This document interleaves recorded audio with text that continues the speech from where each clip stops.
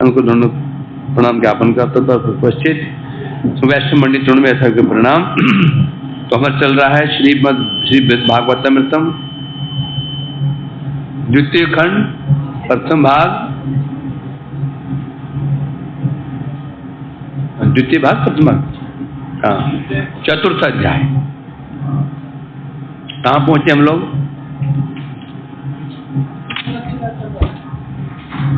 तो यह बता रहे थे परसों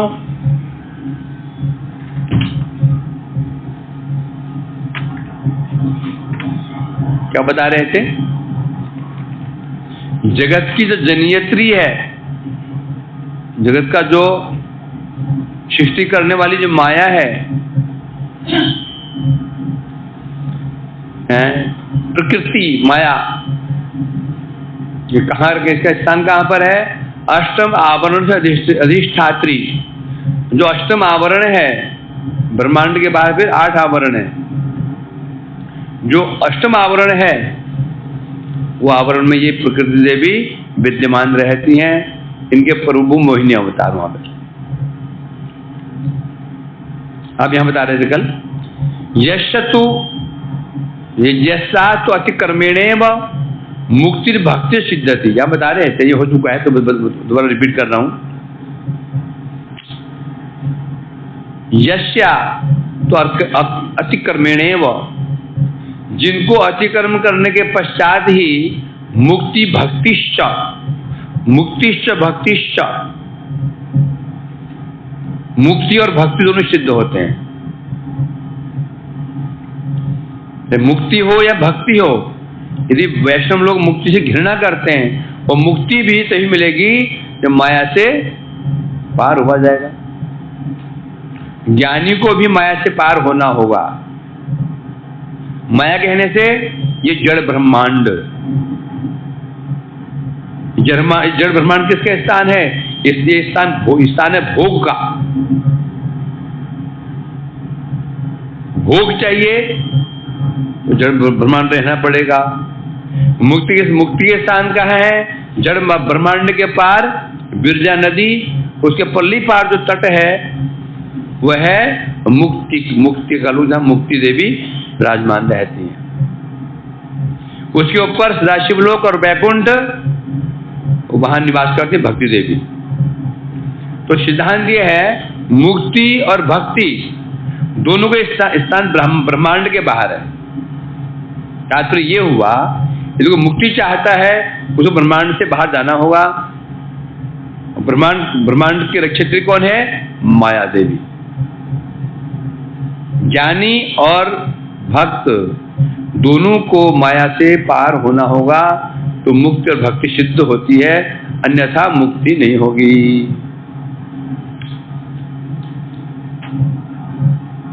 सिर्फ बताया था इसमें विश्वम इंद्र जालिक व निशा उत्पादन, ये, और जो संसार उत्पन्न हुआ है माया से, ये कैसा है? इंद्रजालवत। इंद्रजाल कहने से जादूगर का जादू वो मिथ्या होता है। जो होता है दिखता होता नहीं है वो। उसी प्रकार से बता रहे हैं, ये संसार है ये भी मिथ्यावत ही है, परंतु बिल्कुल उसे से मिथ्या नहीं है। अब समस्या खड़ी हो जाएगी, ये तो मायावादी कहते हैं ब्रह्म सत्य जगत मिथ्या जीव ब्रह्मेव न पर। ब्रह्म सत्य जगत मिथ्या, यहां तो ये कह रहे हैं। कहा इंद्रजाल, इंद्रजालवत, इंद्रजाल जादूगर को कहते हैं। जादूगरी को इंद्रजाल कहते हैं। यदि वैसे ही जगत मिथ्या हुआ तब तो मायावादी का कथन सत्य ही है, ब्रह्म सत्य जगत मिथ्या। अब यह क्या सामंजस्य होगा?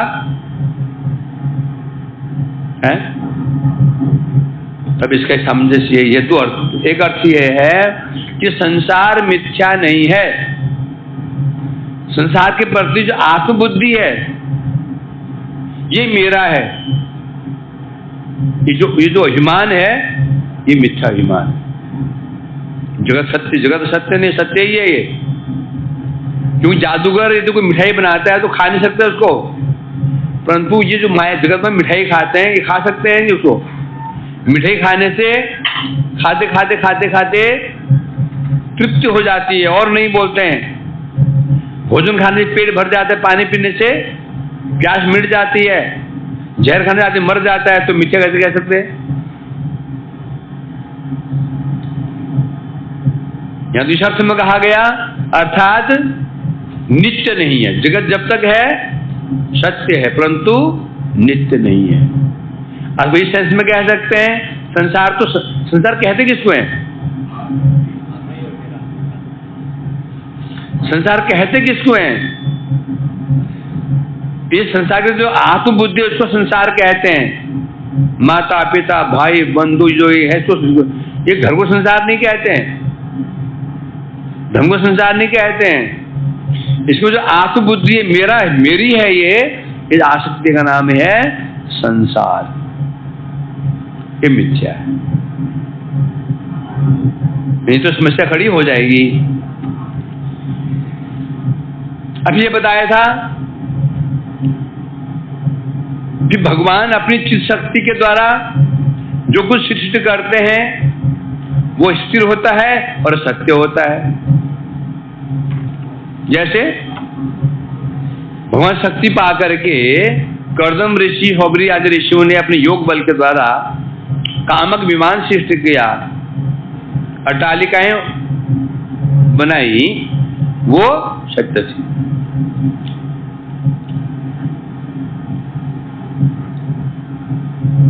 अब तो बोलेंगे ये भी सत्य है, तो फिर भगवान की चित्त शक्ति जो उत्पन्न वो भी सत्य है, तो दोनों में अंतर क्या रहा? कर्दम ऋषि आदि जो उन्होंने कामक विमान बनाया वो भी सत्य है, और भगवान की चित्त शक्ति प्रकाशित कर वो भी सत्य है। दोनों में अंतर क्या है बता रहे हैं यहाँ पर।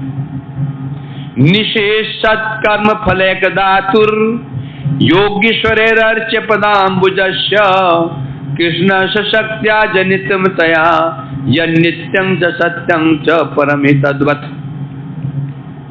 कृष्ण कहते हैं योगीश्वरेर अर्च पदाम्बुजस्य, योगीश्वरेर अर्च पदाम्बुज कौन है? कृष्ण समस्त योगीश्वरों के पूज्य।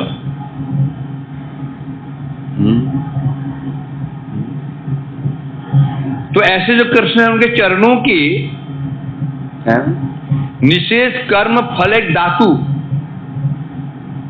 अर्थात जो उनके चरण कमलों का अर्चन करते हैं क्या होता है? भगवान कौन है? निशेष कर्म फल दाता ही। जो सत्कर्म करते हैं उनको फल देने वाले श्री कृष्ण हैं, भगवान हैं। उन कृष्ण की उस शक्ति के द्वारा जो कुछ सृष्ट होता है और कृष्ण के भांति ही नित्य और सत्य होता है। मतलब क्या? कर्दम ऋषि क्या थे? योगी। शौबरी कौन थे? योगी। उन्हें जो कुछ जो सृष्ट किया उनको योग सिद्धि थी, और शक्ति कहां से प्राप्त हुई? भगवान से। तो ऐसे योगीश्वरों के भी जो पूज्य हैं, क्या ऐसे योगेश्वरों के जो पूज्य हैं, कुछ लोग जो भगवान योगेश्वरों के पूज्य हैं।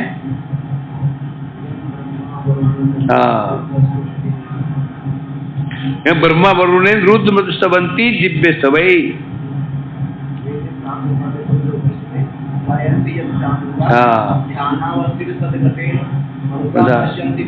न योगिनो, योगी भी ध्यान में जिनका दर्शन नहीं कर सकते, जिनका अंत, जिनका सार असुर प्राप्त न कर पाए, देवाय तस्मै नमः। तो ऐसे कह रहे हैं यहाँ पर। तो ऐसे जो कृष्ण है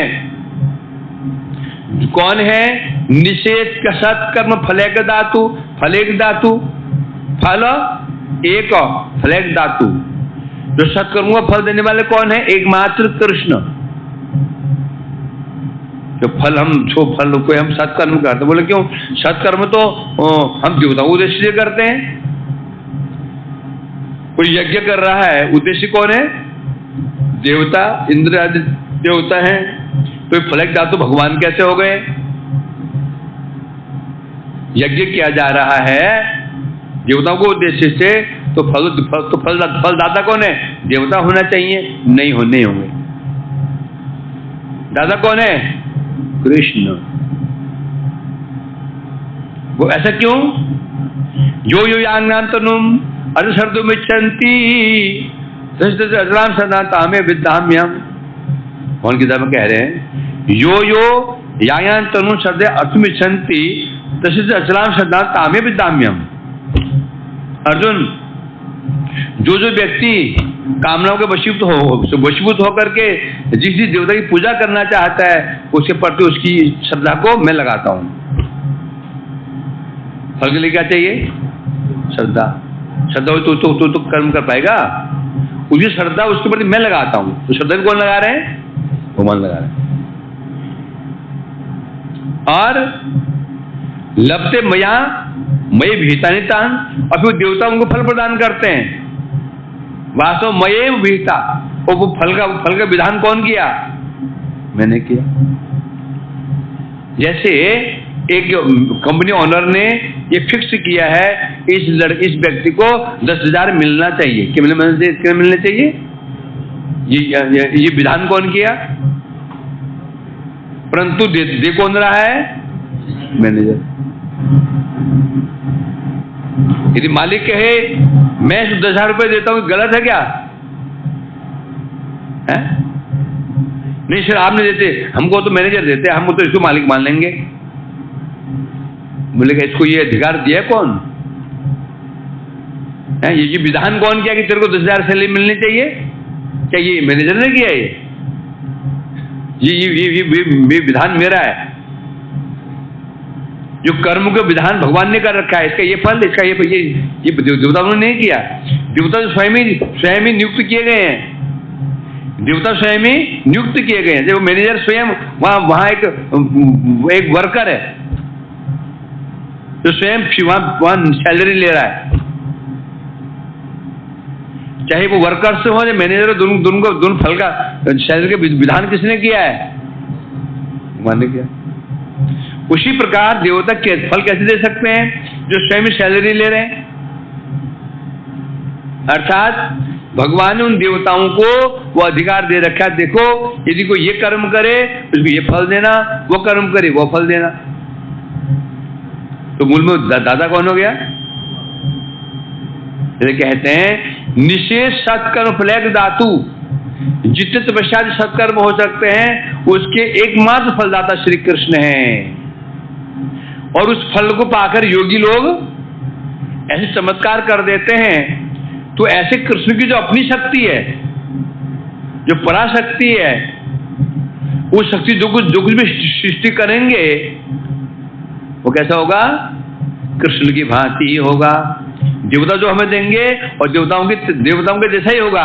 देवता कैसे हैं? अनित्य है। फल भी क्या होगा? अनित्य ही होगा। अब जो फल कृष्ण स्वयं देंगे, कृष्ण देंगे मतलब उन्हें शक्ति, साक्षात कभी शक्ति देगी, वो कैसे होगी? कृष्ण के समान ही होगी, नित्य होगी, सनातन होगी, शाश्वत होगी, सत्य होगी। इसको बताया जा रहा है यहां पर।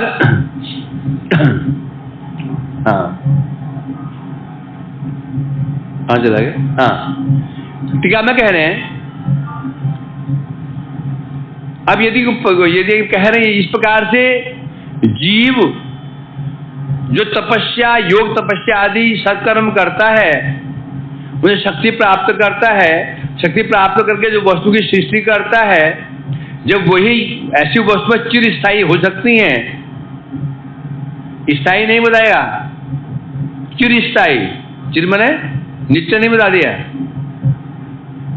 चिर मने लंबे समय तक स्थायी। स्थायी नहीं बोल दिया गया। तो आगे विशेषण क्या है? चिर स्थायी। चिर मने होता है नित्य नहीं है, चिर मने लंबे समय तक। लंबे समय तक वो स्थिर रहती हैं है? और शक्ति रूप में दिखती भी है? तो जब तो जब बता रहे हैं यहां पर, तो समस्त योगीश्वर जिनके चरणों कमल को अर्चन करते हैं और तपस्या आदि समस्त कर्मों के फलदाता श्री कृष्ण हैं, अब उनकी शक्ति जो कुछ सिद्ध करेगी तो स्वाभाविक है क्या, उन तपस्वियों योगियों के द्वारा जो वो सृष्टि होगी उससे वो क्या होगी, श्रेष्ठ होगी, विशिष्ट होगी। नहीं समझे? योगी तपस्वी भगवान शक्ति पा करके जो वस्तु सृष्टि करते हैं और भगवान की अपनी शक्ति जो सृष्टि करेगी वो वस्तु उन योगियों के पेश से क्या होगी, श्रेष्ठ होगी। इसमें संदेह क्या है? इसको बताने के लिए निशेषाच फलक धातु योगी ईश्वर प्रदान बुझस्य ये श्लोक कहा जा रहा है। अतएव अब वो शक्ति कैसे भगवान की, अनिर्वचनीय भगवान शक्ति। वैसे तो जड़ जगत की शक्ति ये भी इसको भी वर्णन नहीं कर सकते हैं, तो भी चलो कुछ परिमाण में अनुमान तो लगा सकते हैं, लगा सकते ना। परंतु क्या जहर का एक ही शक्ति है, वो मार सकता है, जिला नहीं सकता। जहर मार ही सकता है, जीवित नहीं कर सकता। जड़ शक्ति है, आग जला ही सकती है, किसी को ठंडा नहीं कर सकती। कर सकती है अनुमान लगे, जहर है ये मार नहीं सकते इसलिए, तो अनुमान तो लग जाता है। भगवान की शक्ति कैसी है? क्या शक्ति भगवान की है? राणा ने भेजा विष का प्याला पीबत मेरा नाचिरे, पग घुंघरू बात मेरा नाचिरे। मीरा जी ने विष का प्याला पी लिया, मर गई क्या? नाच रही थे करके। ये क्या है? ये क्या शक्ति है यहां पर? भगवान की शक्ति, ये वही कर सकती है। इसलिए कहा घटन अघटन पटीयसी। घटन मतलब जो घट सकता है उसको अघटन कर देती है, संभव को असंभव कर देती है और अघटन को घटन कर देती है। ये शक्ति भगवान की है, इसे कह रहे हैं। इसलिए तो वो ऐसी जो शक्ति भगवान की है, वो जो कुछ वस्तु उस वस्तु प्रकट करती है वो शक्ति की भांति या तो शक्तिमान की भांति, शक्ति की भांति या तो भगवान की शक्ति नित्य है। भगवान जब भगवान नित्य, उनकी शक्ति भी नित्य है। उसी की भांति जो वस्तु में वो शक्ति उत्पन्न प्रकाशित करती है वो उनकी भांति नित्य परम सत्य प्रतीत होती है। वो स्थायी है, चिरस्थायी नहीं बल्कि क्या है, स्थायी। माया शक्ति जो उत्पन्न करेगी वो अचिर स्थायी, अचिर वो भी स्थायी है, असत्य वो भी नहीं है, अचिर स्थायी, थोड़े समय तक स्थायी रहेगी। समझा क्या नहीं? और शुरू से उत्पन्न करेगी वो क्या होगा? चिर नहीं, वो क्या है? और जो फिर तीन चीजें, एक चीज जो माया शक्ति उत्पन्न कर रही है, एक चीज जो योगी लोग भगवान की योग बल से शक्ति पा करके सृष्टि कर रहे हैं, तीसरी भगवान की अपनी शक्ति सृष्टि कर रही है। तीन चीजें हैं। माया से जो चीज सृष्टि हो रही है वो भी स्थायी है, अस्थायी उनको भी नहीं बोल सकते हैं, परंतु अचित स्थायी, क्षणिक, क्षण भंगुर। प्लाजी ने कहा ना, क्या कहा था? कौमार प्राज्ञो धर्मान भाग बातें नहीं हम, फिर बस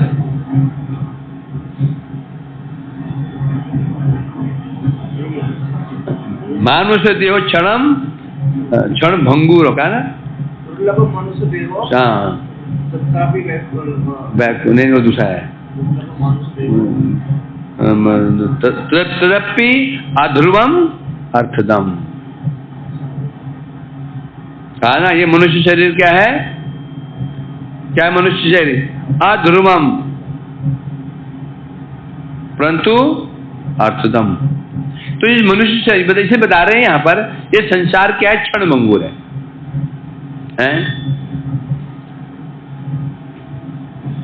एवं भगवता तेन कृष्णेन अवतारिणा न विद्यन्ते अवतारास्ते नित्याः सत्या सतादृशा। अब आते हैं, पहले कृष्ण के स्वरूप का वर्णन किया गया, उनकी शक्ति का वर्णन किया गया, तो भगवान के जो अवतार हैं उनका वर्णन किया जा रहा है। अवतार हैं, उनका भगवान के साथ क्या संबंध है, क्या वैशिष्ट है भगवान का कृष्ण का अवतारों से, इसे बताया जा रहा है? भगवता तेन कृष्णेन अवतारिणा, कृष्ण अवतारी हैं। कौन है? अवतारी। अवतारी मीन्स जिनसे समझ अवतार प्रकट होते हैं उसे कहते हैं अवतारी। और न विद्यन्ते अवतारास्ते नित्यः, जो स्वयं जो कृष्ण अवतारी हैं उनके जितने भी अवतार प्रकाशित होते हैं ते नित्यः, सभी नित्य हैं। न भिद्यन्ते, उनका भगवान से भेद बिल्कुल भी नहीं है।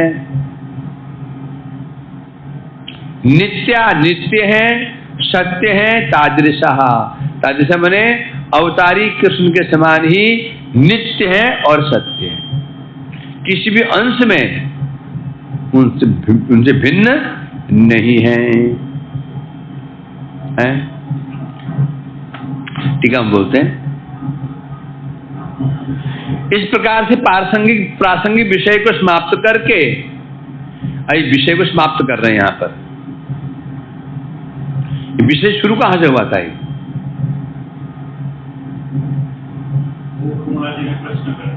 क्या ये जो वैकुंठ है उसमें मेरे को प्रसन्नता नहीं हो रही है। नारायण में उन्हें प्रश्न किया था, बताया था ना, ये जो वैकुंठ है भगवान के विभिन्न अवतार हैं, सब अवतार नित्य हैं, सभी अवतार नित्य हैं। पूरे प्रश्न सब नित्य हैं, तो कृष्ण की विशेषता क्या रहेगी फिर? ये जो दिखा रहे हैं भगवान जो अवतार है सब नित्य हैं। वराह अवतार नित्य, अवतार नित्य, कहा गया था ना, भगवान अवतार वो तो धारण करते हैं, कहा था उधर धारण करने में ये नहीं है कि है नहीं, वो नित्य है, परंतु उन्होंने फिर वहां पूछा था यदि सभी अवतार हैं समान समान है तो भी विशेषता क्या रह गई? अब कृष्ण की विशेषता बता रहे हैं अवतारों से। पहले कृष्ण का वर्णन किया गया, तो उसके पश्चात अब यहां पहले वर्णन किया गया वास्तव में वैकुंठा नारायण का क्या था, और वहां शब्द लगा रहे थे क्या? कृष्ण, वैकुंठनाथ कृष्ण। उन्हें कृष्ण क्यों बोला था? अभिन्नता है, तो कृष्ण अवतारी है, नारायण भी अवतारी ही है। नारायण अवतार नहीं है, नारायण भी अवतार, कृष्ण के विलास हैं। अवतारी होने के कारण उनको कृष्ण बोल दिया गया, केवल अवतारी होने के कारण, कृष्ण नहीं है। परंतु अब यहां बता रहे हैं जो अवतार भगवान के हैं, वैकुंठ में विभिन्न अवतार हैं, उनके विषय में कह रहे हैं। अब विषय को समाप्त करते हुए कह रहे हैं कृष्णस्तु भगवान स्वयं, प्रथम स्कंद तृतीय अध्याय 28 अध्याय में कह रहे हैं, श्लोक कोट कर रहे हैं, उसमें ऐसा एते चांश कला पुंसः कृष्णस्तु भगवान स्वयं। वेद व्यास ने जब 24 अवतार को वर्णन किया, एते मने ये, यह वह, एक तो वह वे, यह ये, वह मने दूर कहीं पे है, वे दूर हैं, परंतु एक बार एते, यह, ये तो मैंने बहुवचन, ये जो मैंने वर्णन के 24 अवतार, एते चांश कला, ये कोई अंश है, कला किसका है? पुंसा, पुरुष के। कौन पुरुष के? कारणोदकशाही या गर्भोदकशाही। जो अवतार निकलते हैं कारणोदक विष्णु से अवतार निकलते हैं, मूल में तो वही है। तो पुंसा कहने से यहाँ पर पुरुष अवतार, जो भगवान पुरुष अवतार हैं, उनसे सारे अंश, सारे अवतार प्रकाशित होते हैं। परंतु इनमें जो 19 नंबर अवतार है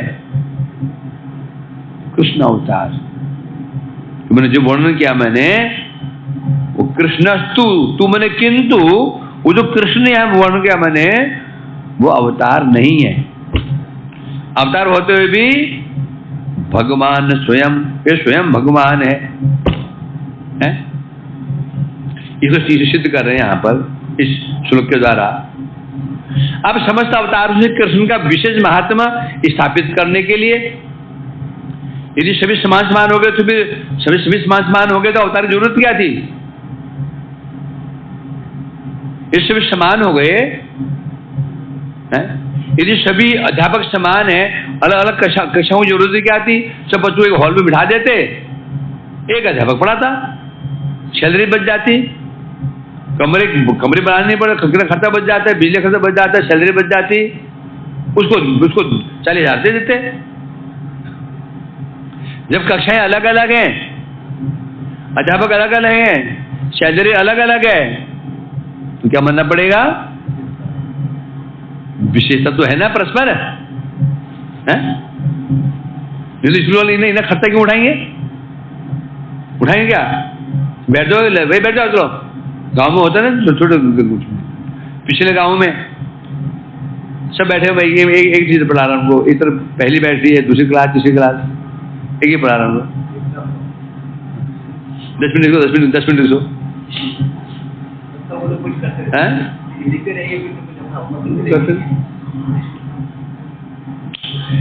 तो कह रहे हैं यहाँ पर जो जिन्हें समस्त अवतार हैं, उनसे कृष्ण का विशेष महात्म्य स्थापित करने के लिए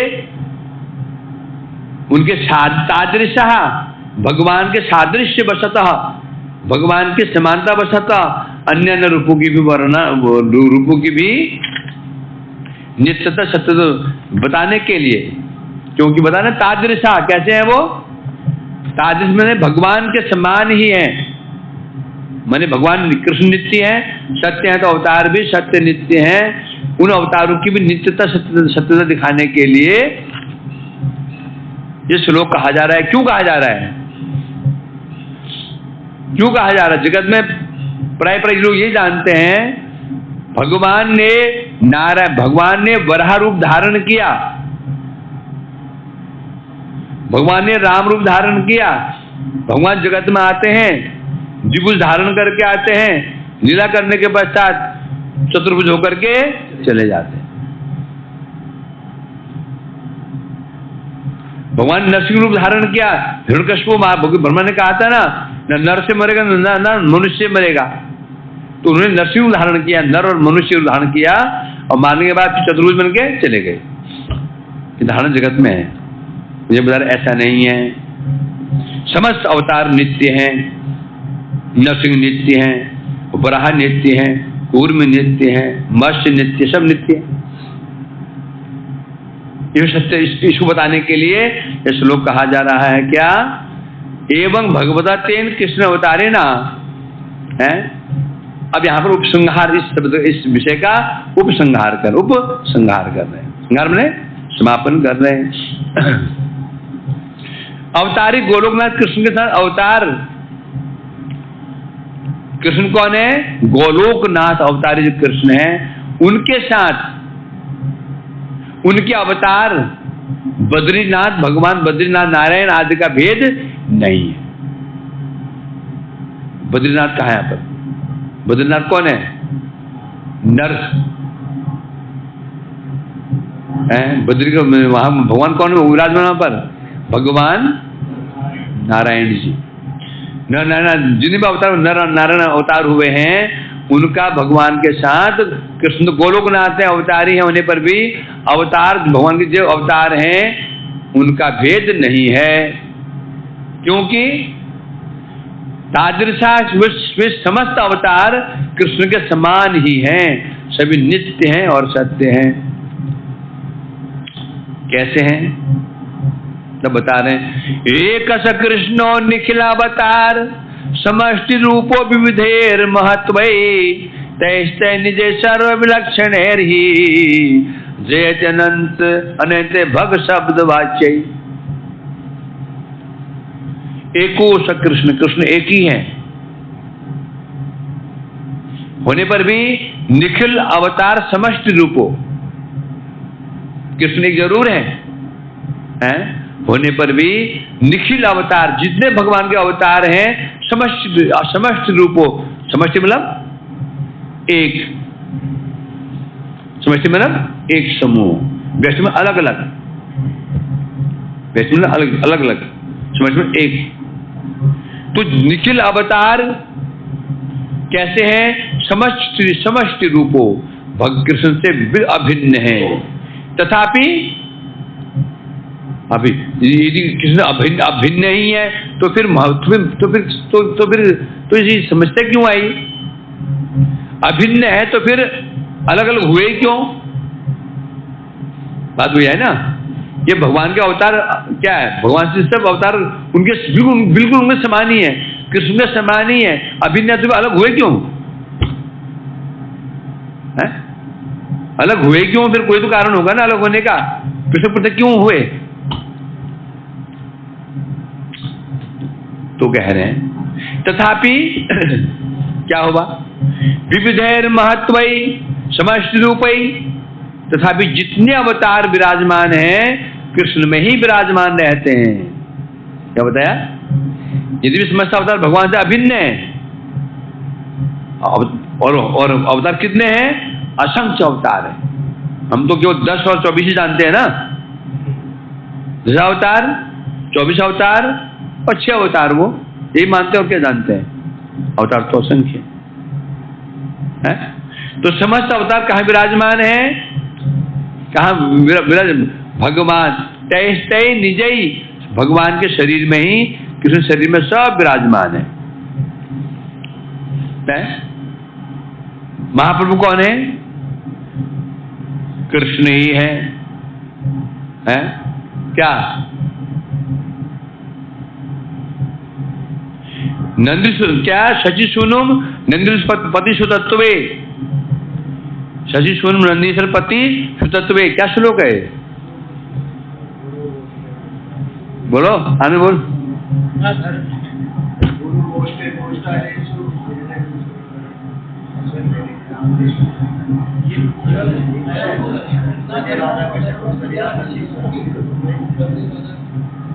क्या श्लोक है माधव? द्वितीय श्लोक है ये।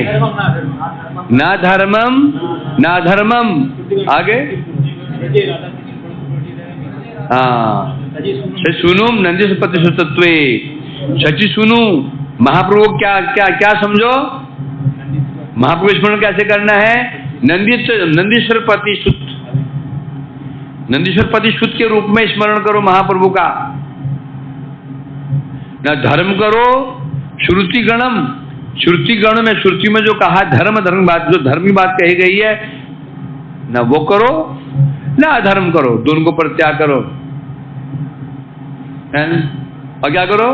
ब्रजे राधा कृष्ण प्रचुर परिचर्या, राधा कृष्ण की प्रचुर क्या करो? सेवा करो। और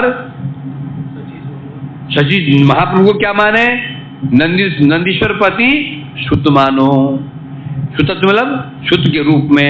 ये नंदीश्वर पति शुद्ध क्या होता है? ये है नंदीश्वर पति कौन है? नंदीश्वर कौन है? नंद बाबा नंदीश्वर पति हैं। नंदीश्वर कौन है? नंदगांव, जिस पर नंदगांव बसा हुआ है वो नंदीश्वर पर्वत है। बरसाना बसा हुआ है और ब्रह्माचल है और ब्रह्मा जी बने हुए हैं। और गिरिराज कौन है? विष्णु। ब्रह्मा विष्णु में है कि उन्होंने तपस्या की भगवान की।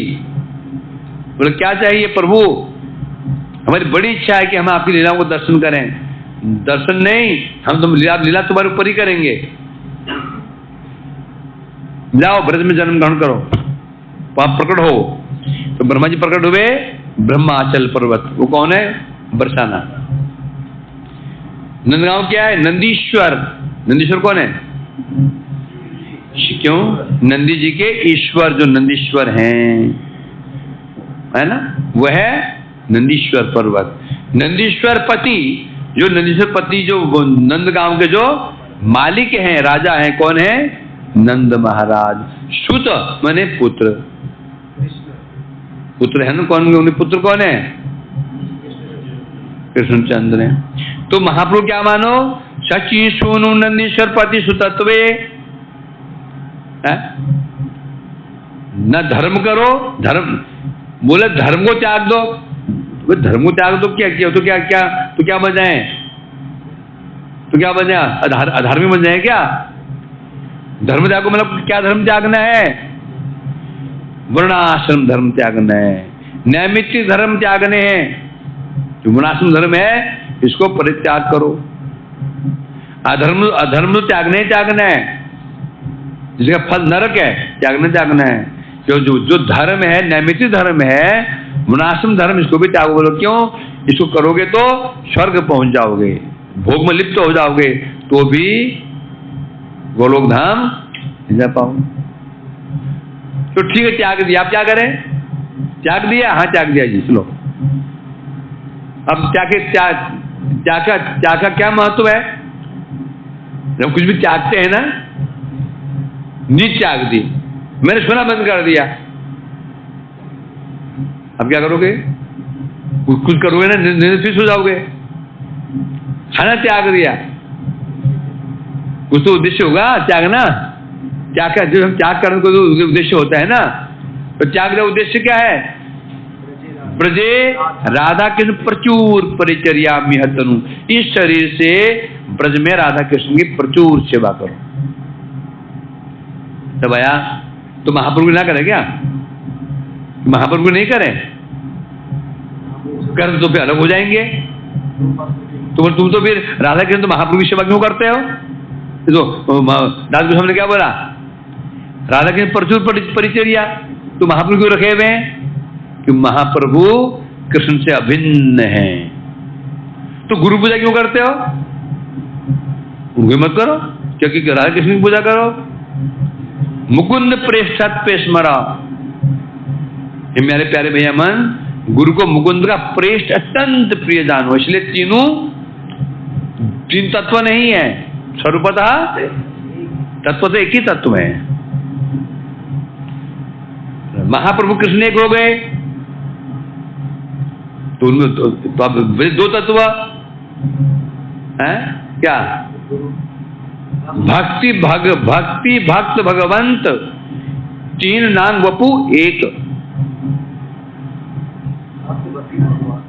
भक्ति भक्त और भगवान बोलते हैं ये चार। भक्ति गुरु और भगवान, चतुर नाम वपु एक। ये चार नहीं है, एक ही वपु के चार नाम है। भक्ति भक्त गुरु और भगवान, वपु एक वपु है। अब एक वपु कैसे हो सकता है? कैसे बताओ इसको? कैसे सिद्ध करें इसको?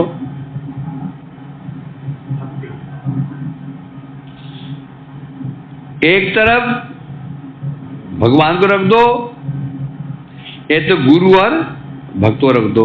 भक्ति को दिखाए, भक्ति दोनों में भक्ति है। भक्ति किन में है? भगवान भक्ति है कि नहीं? अब भक्त में भक्ति है। आप गुरु और भक्त को एक कर दो। गुरु वैष्णव भी तो भक्त ही है। बचे दो, भक्त और भगवान, जो बचे नहीं बचे। अब इनको कैसे सिद्ध करोगे? सिद्ध कैसे करोगे? क्योंकि गुरु भगवान के प्रकाश हैं। समझे कि नहीं? तो सिद्ध क्या हुआ? एक तत्व तो कितना बचा? एक। तो इसे कह रहे हैं यहां पर। तो इस प्रकार से तो इसको कल आगे हम आगे बढ़ाएंगे।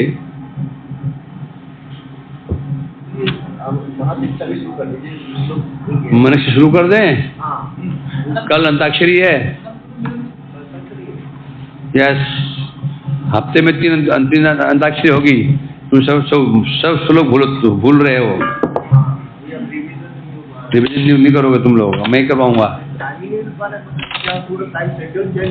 सोच के आए थे यहाँ को टाइम मिलेगा है? रात को करता हूँ, थोड़ा करता हूँ। आपने बोला था ना कि आनिक होने के बाद 10 श्लोक रिपीट करना है। बस अच्छा ये नियम मान लो। आनिक करते ही उठो ही मत। आनिक करने बैठो, वो जो श्लोक बुक लेके बैठो। 10 सोचो, ये आनिक का एक अंग है। आनिक का एक अंग है, बस 10 कर लो, फिर भूल जाओगे। आनिक से उठे फिर भूल जाओगे, फिर आलस्य भी आगे बैठे तो वही है। बुक पास में रखो, आनिक समाप्त तो होते ही 10 कर ली। नहीं छोड़ो, उसको करना कुछ नहीं। और एक श्लोक कंटिन्यू आप, एक श्लोक कंटिन्यू यदि आप 15-20 बार 15-20 दिन रिपीट कर लो, फिर छोड़ दो उसको, फिर छोड़ दो, फिर उसको नहीं भूलोगे। 15-20 दिन एक श्लोक रिपीट रोज रिवाइज करो, बिना देखे रिवाइज करो। करते करते तो तुम्हारे अंदर घुल जाएगा, वो सब जाती। हरे कृष्णा हरे कृष्णा।